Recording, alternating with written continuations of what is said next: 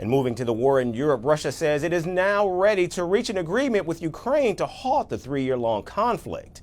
In an interview with CBS News on Thursday, Russian Foreign Minister Sergei Lavrov said Moscow is just waiting for some elements that need to be fine-tuned.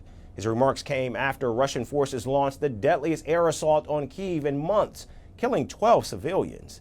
And when asked why civilians were targeted, Lavrov said Russia only attacks military targets or civilian sites used by the Ukrainian forces. The Russian foreign minister also praised President Donald Trump, saying he is the only leader on earth who addressed the root causes of the conflict.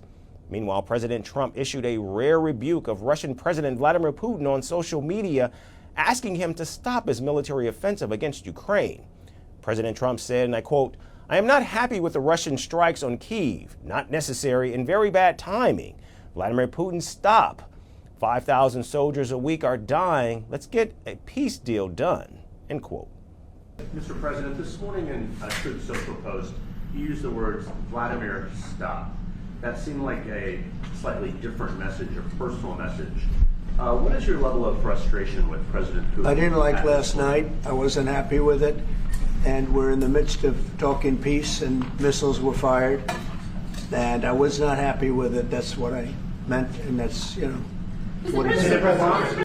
Donald Trump's sharp criticism was certainly unexpected as he publicly sides with Putin and blames Ukrainian President Volodymyr Zelensky for the deadly war.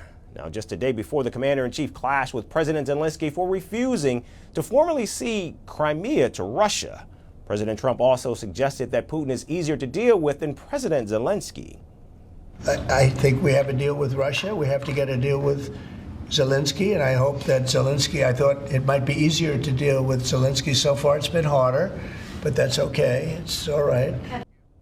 However, the president's latest disapproval of Putin shows his growing frustration with the stalled peace negotiations between both Russia and Ukraine.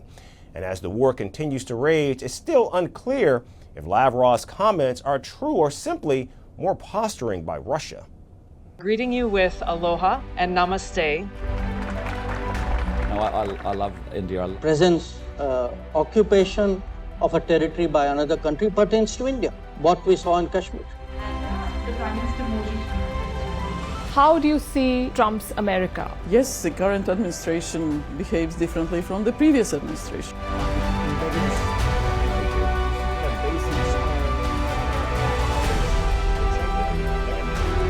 Are you saying that there are foreign powers who are trying to bring down the current government in Syria? Exactly. Iran, maybe Russia too. Prime Minister Modi committed to South-South, cooperation.